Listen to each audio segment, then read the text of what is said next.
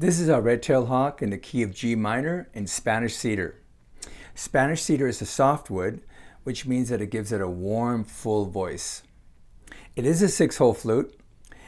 It looks like a 5-hole flute, but what we do is we put a cover on the 3rd hole from the top, which has a hole underneath it.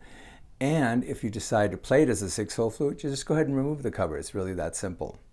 Here's its voice.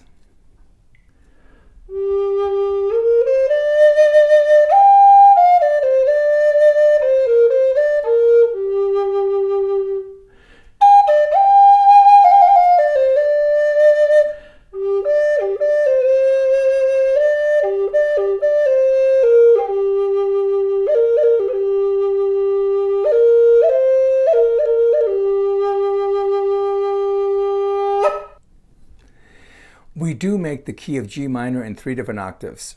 We have a pocket flute in the key of G that's a high G. Then we have the mid-range, which is this one right here. And we also make a contra, which is a very low G minor.